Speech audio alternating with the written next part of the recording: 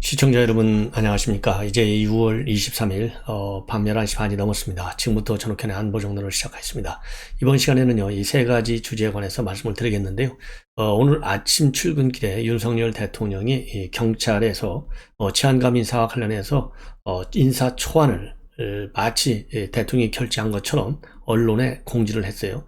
그러다가 실질적으로 이제 최종적으로 윤석열 대통령이 결재한 이 치안감들 인사 안 하고는요, 7명의 치안감 자리가 바뀌었어요. 그러다 보니까 지금 언론에서 이 인사안이 왜 번복이 됐냐, 윤석열 대통령이 경찰을 길들이고 하는 것 아니냐, 이러한 비판의 목소리가 많이 나오고 있습니다. 자, 그러한 가운데 오늘 출근길에요, 이건 사실이 아니다. 인사안은 원래서부터 대통령실에 올라온, 즉 대통령이 결재한 인사는 딱 하나밖에 없었다.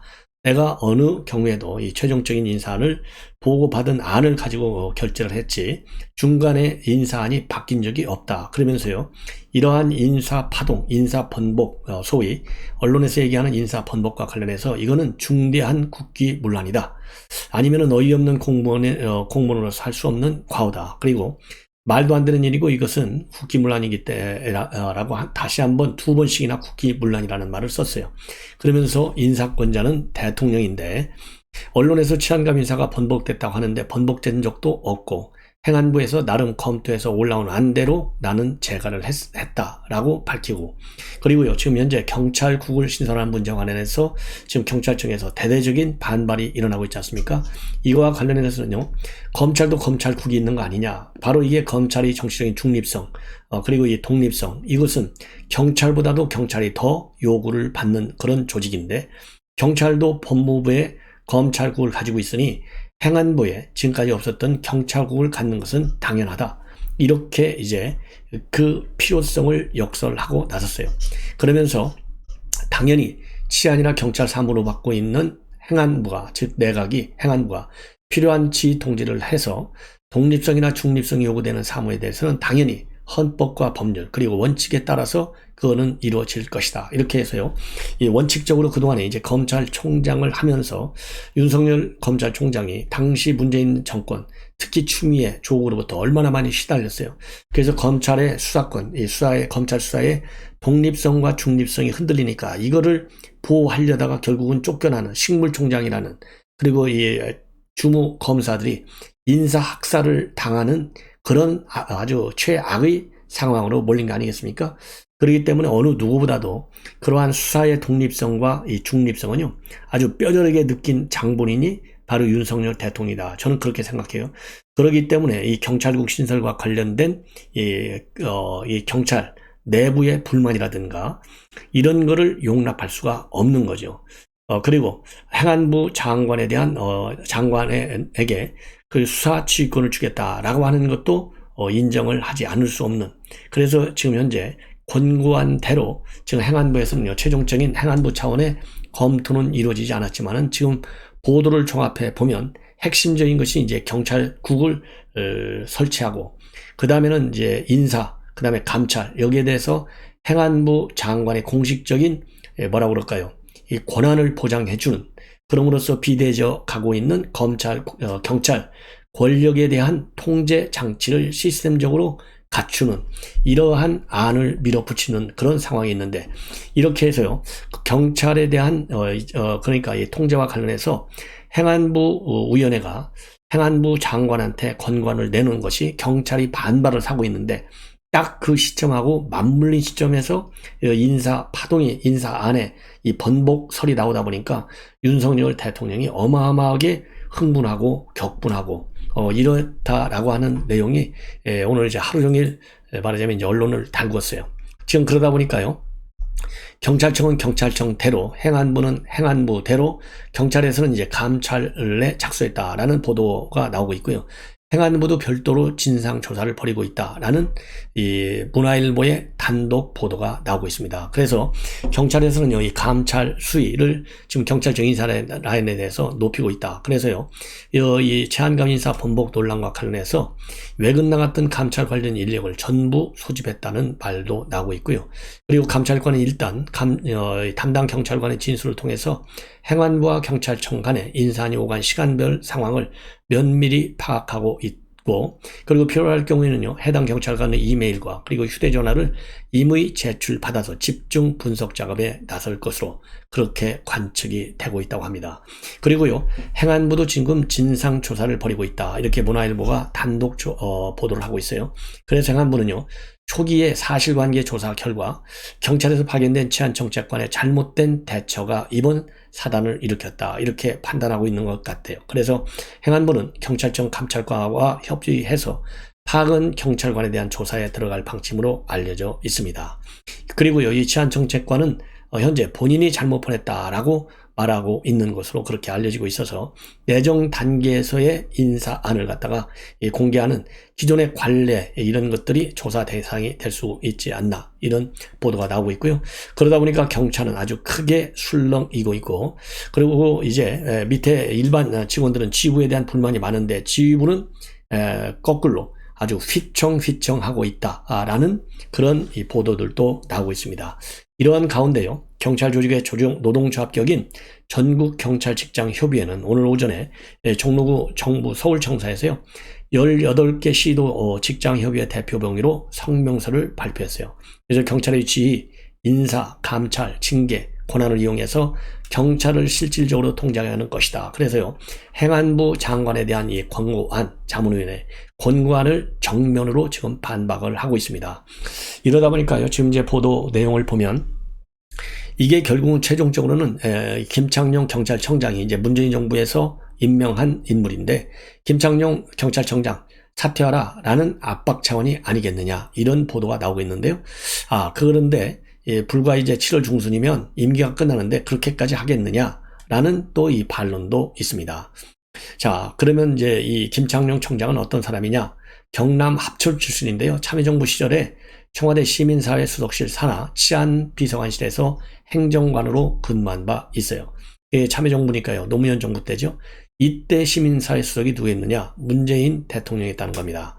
그래서 문재인 정부 첫 해인 2017년도 12월에는 주미 한국대사관에서 경찰 추정관으로 근무하다가 치안감, 그 다음에 경찰청 생활안전국장, 경남청장, 그 다음에 부산청장, 그리고 경찰청장 초고속 승진을 했다는 것이죠. 그래서 이 청장 책임론까지도, 그러니까 경찰 책임론에 대해서는 뭐 말할 필요가 없고요. 경찰 책임론 하다 보니까 정점에 김창룡 청장, 그래서 좀 빨리 나가라, 이런 압박의 메시지가 아니겠느냐, 이런 해석도 나오는데요.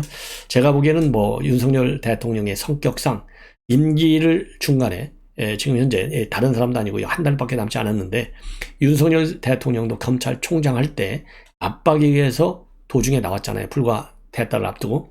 자, 그런데 불과 한 달 앞둔 상황에서 정쟁화 시킬 가능성이 큰 이 민감한 이슈인데, 제가 보기에는요, 사퇴 압박 차원은 아닌 것 같고요. 일단 그렇지만은 특히 야권에서는 그런 식으로 지금 밀어붙이고 있어요.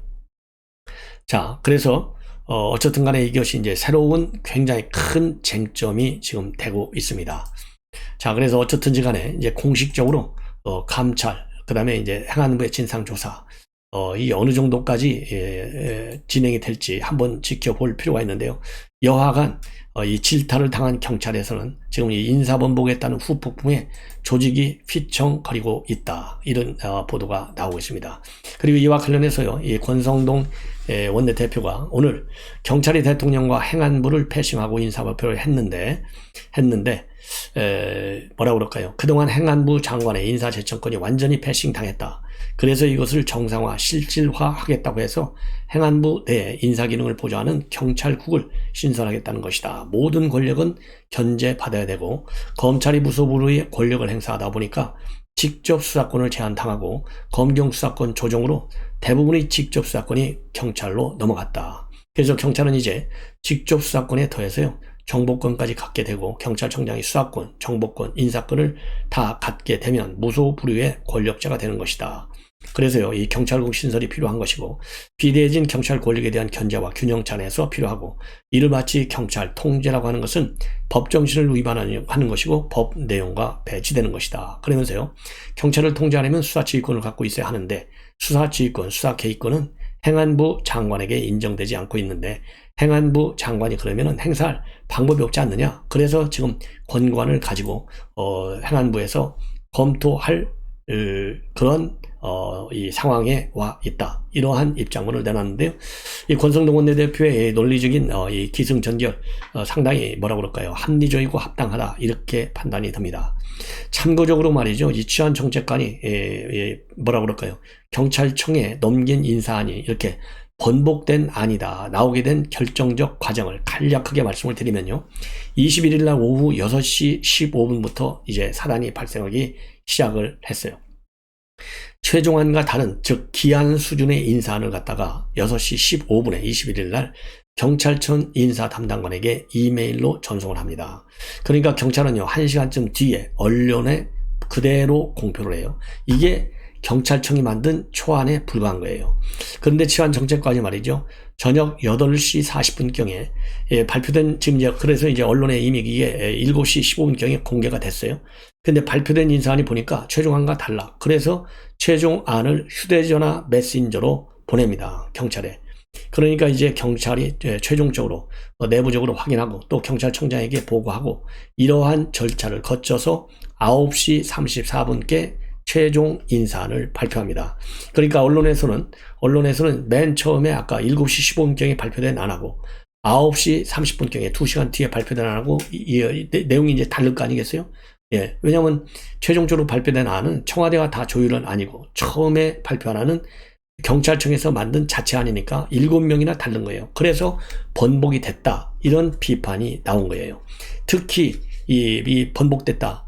뭔가 문제가 있다. 이렇게 나오게 된 것이 문재인 정부에서 청와대에서 근무했던 경찰이 이름이 빠져버렸어요. 최종안에서. 그리고 28명의 치안감인데 그중에 지방경찰청장이 12명이나 들어가 있는데 그 상당 부분이 또 바뀌었어요. 이러다 보니까 이제 민들백인 사람들이 결국 바뀐 거 아니냐 이러한 의혹이 생기기 시작한 거예요. 그러면서 이제 사단이 더 커졌다. 이렇게 결론을 낼 수 있는 부분입니다. 자, 두 번째로 중요한 것은요. 여러분들 잘 아시다시피 변호사 대납 의혹과 관련한 자금 흐름이 이상하다. 이렇게 저는 판단하는데요. 바로 뭐냐? 쌍방울이잖아요. 이 쌍방울에서 CB, 즉 전환사채 한 20억짜리 이게 이 김태형 변호사, 즉 김태형 변호사는 여러분들 기억나시죠? 바로 뭡니까? 이재명 이태영 변호사죠. 이재명 당시 성남시장의 선거법 위반 사건 2018년도에서 2020년 선거법 위반 사건과 관련된 변호인으로 활동한 사람이 이태형 변호사예요. 그런데 이태형 변호사가 쌍방울로부터 전환사채 20억짜리를 받았다. 이런 의혹이 제기된 바 있어요. 그래서 지금 이제 오늘 압수수색을 쌍방울 대대적으로 했다라는 보도가 나왔는데 그래서 이제 변호사비 대납 의혹과 관련해서 이재명 검찰에 불려나갈 것은 시간 문제다. 이렇게 판단이 되는 대목인데요. 지금 오늘 보면 말이죠. 지금 문화일보에서 이 변호사비 대납 의혹과 관련해서 이재명 측근과 그리고 이 제보자 이 제3자 녹취록을 확보했다라는 보도가 나오고 있습니다. 지금까지요, 이재명의 변호사 대납 의혹과 관련해서는 그동안에도 여러 차례 이 녹취록 버전이 많아요. 그러니까 그동안에는 말이죠, 이 대납 의혹과 관련해서 나오는 사람이 3명이라는 걸 여러분들께서 참고를 하셔야 되는데, 그 중에 하나가 말이죠, 지난 1월 달에 극단적인 선택을 한 이병철 씨가 있어요. 이병철 씨는 깨어있는 시민연대당에 이 소속된, 친문 원외정당이잖아요. 소속된 사람이에요. 그리고 20년 가까이 민주당 당원으로 활동하면서 문재인 대통령의 열성 지지자였는데 본인이 지지했던 이낙연 후보가 탈락하니까 탈당 후에 이재명 후보 낙선운동을 벌이면서 대납 의혹을 검찰에 2021년도 작년 10월에 처음으로 고발하면서 세간의 주목을 받은 사람입니다. 이 이병철 씨가 하나 있고요. 그 다음에는 또 이병철 씨하고 같이 사업을 한 것으로 알려진 최모 씨가 있어요. 최모 씨. 근데 최모 씨가 이 불법 사이트 제작 혐의로 재판을 받고 있었는데 이 최모 씨의 변호인이 누구 있었냐면 바로 이태형 변호사예요. 그래서 이태형 변호사가 이 변호인을 하면서 집행유예를 선고받았어요. 그래서 이 최 씨하고 이병철 씨하고가 이태형 변호사하고가 가까워요. 근데 이 이태형 변호사하고 최 씨하고 말이죠. 그 다음에 이병철 씨하고 3명이 이 변호사비 대납 의혹과 관련한 녹음 파일을 지금 검찰에서 최근에 처음으로 확보했다. 이 분량은요, 50여 분짜리로 알려져 있는데 녹취 시점은요 2021년 6월쯤에 이 세 명이 나눈 대화를 녹취한 것으로 되어 있어요. 근데 이 대화에서 어떻게 되어 있느냐, 그래서 참고적으로요 이 이태영 씨, 그 다음에 최 씨, 그 다음에 이 변호사인 이태영 변호사, 이 세 명인데요, 여기 대화 내용을 보면 이렇게 되어 있어요. 이재명 지사한테 얼마 받았는지 들었기 때문에 마음의 준비를 하고 있다, 이렇게 이병철 씨가 얘기를 합니다. 이 얘기는 이재명한테 이 3억, 현금 3억 하고요, 그 다음에 CB 전화사채 20억짜리를 받았다는 얘기를 누구한테 이병철 씨가 들었냐면 이 최 씨한테 맨 처음 들었어요. 그렇기 때문에 이걸 가지고 이제 고발을 2021년도 작년에 그러니까 가을에 고발을 하면서 이제 이병철 씨가 유명해진 거예요. 그래서 이거를 들었기 때문에 이제 고발을 하니까 이제 마음의 준비를 하고 있다라는 얘기가 이제 많은 의미를 가지고 있어요. 그러니까 이태영 변호사가 뭐냐, 이병철 씨 측이 수임료를 얼마야 되나 하는지 말씀드릴게요. 이 얘기는요, 이병철 씨가 말이죠, 이 최 씨한테 이태영 변호사 좀 소개해달라 이렇게 부탁을 하는 거예요. 그러면서 이제 수임료를 얼마야 되는지 말씀드리겠다. 그러니까 이태영 변호사가 이병철 씨한테, 왜냐하면 이병철 씨가 자기 친구 변호인으로 이태영 변호사를 쓰려고 하는 거거든요. 그래서 내가 수임료 얼마 내야 되는지 말씀드릴게요 라는 얘기를 이태영 변호사가 하는 겁니다. 그러니까 최 씨가 이따가 뭐라고 하냐면 이재명 의원이 3억 드린 것도 얘기했다라고 덧붙이고 있어요. 그러니까 이제 이병철 씨는 이 의원한테 3억에 주식 23억 25원 받았다고 해서 놀랬는데 비일비재하니까 라고 말하니까 이태형 변호사가요, 저는 기본 작성원은 5천만 원 정도는 줘야 서류 작업을 한다, 성공 보수는 억 단위가 가게 될 것이다 라고 얘기를 하는 겁니다. 그래서 당시에 이병철 씨는요, 지인이 이 변호사에게 사건을 의뢰하고 싶어 한다면서 최 씨의 소개로 이태영 이 변호사를 만나가지고 이렇게 25억 얘기까지 나오는 이 내용을 녹취를 해버린 겁니다. 자, 그래서 이게 이제 굉장히 중요한 이재명 의원의 변호사비 대납 의혹과 관련해서 중요한 단서가 여기서 23억, 25억 이런 얘기가 나오는 거예요. 그런데 지금 검찰이 또 중요하게 보는 이유 중에 하나는 이병철 씨에게요, 이태영 변호사를 소개하면서 대가로 이 의원으로부터 20원을 넘게 수임료를 받았다라고 제보했던 최 씨가 말이죠, 이게 수사까지 들어가니까 말을 바꿔요. 뭐라고 바꾸느냐, 20억 넘게 수임료 받았다는 얘기는 내가 지어낸 얘기야, 이렇게 말을 싹 바꿔버립니다. 그러니까 민주당하고 이재명 의원의 경우에는 이러한 이 최 씨의 진술을 근거로 해서 시민단체 정치권이 허위사실로 자신을 공격한다, 이렇게 이제 반박하기 시작을 한 겁니다. 그래서요, 이 검찰은 최근에 이런 이병철 씨의 측근하고요, 이 최 씨를 다시 소환 조사한 바 있는 것으로 그렇게 알려지고 있고요. 이 변호사비 대납 의혹만 수천 쪽에 달하는 것으로, 그리고 보강 수사를 위해서요, 지금 이병철 씨의 휴대전화 확보에도 주력하고 있는 것으로 그렇게 알려지고 있어요. 그래서 검찰 출신 변호사는요, 이태영 변호사가 상장사 사회이사와 경기도 고문변호사 등을 지낸 이유가 바로 이재명 의원 측으로서 변호사비를 대납받기 위한 목적이었는지가 핵심이다. 공소시효인 9월 만료 이전에 이재명 의원을 조사해야 된다, 이러한 해석을 내놓고 있습니다. 자, 그래서요, 이번 이 녹취록, 50분짜리 녹취록이요, 아주 앞으로 이재명 의원의 변호사비 대납 의혹을 파헤칠 수 있는 중요한 단서가 되지 않겠느냐, 이렇게 판단이 됩니다. 자, 이번에는요, 이 국민의힘 TF가 지금 TF 위원장이 누구냐면요, 이 하태경 의원인데 오늘 국방부를 방문해서 국방부로부터 관련 입장을 청취했는데요, 국방부에서 와서 굉장히 중요한 보고를 받은 것이, 본래는 말이죠, 뭐라고 그럴까요, 이 시신을 소각한 것으로 추정이 된다라고 밝혔다가 바로 24일 날 그렇게 밝혔는데 3일이 지나서 9월 27일 날 시신 소각이 확정됐다, 시신 소각으로 확정됐다, 이렇게 추정해서 확정으로 바뀌어요. 여기에 당시 NSC의 서주석 사무처장의 지시가 있었다라는 내용을 지금 국방부로부터 들었고요. 이 서주석 당시 차장은 이러한 사실에 대해서 완벽하게 지금 부인을 하고 있는 상황입니다. 그리고 오늘 말이죠, 이 하태경 의원이 군에서 이 보고를 받은 내용에 의하면은 월북 표현이라는 것, 즉 감청정보에서 월북 표현이라는 얘기는 딱 한 번밖에 나오지 않는다고 합니다. 무려요, 이 감청정보 7시간짜리인데 여기 수백 페이지가 달하는데 여기서 월북이라는 표현은 딱 한 문장밖에 나오지 않는데도 불구하고 월북이다 이렇게 무리한 결론을 내렸는데, 이 결론의 배후에는 이 청와대 국가안보실의 NSC의 이 서주석 1차장이 그런 지침을 공문서로 국방부에 하달했다. 그래서 이 내용이 말이죠, 이제 앞으로 큰 파장이 될 것 같고요. 지금 이 법률적으로도 서훈 국가안보실 실장만 지금 유족 측에서 고발을 했는데, 이제는 서주석 차장의 고발 문제도 유족 측에서 검토할 것 같습니다. 그래서요, 지금 이제 하태경 위원장은요, 이제 국방부를 방문했기 때문에 국정원하고 외교부도 방문해서 진상 규명에 박차를 가한다, 이런 계획으로 있다고 합니다. 시청자 여러분, 이것으로 방송을 마치고요, 잠시 후에 심야 방송을 전해드리도록 하겠습니다. 시청자 여러분들의 많은 시청을 부탁드립니다. 대단히 고맙습니다.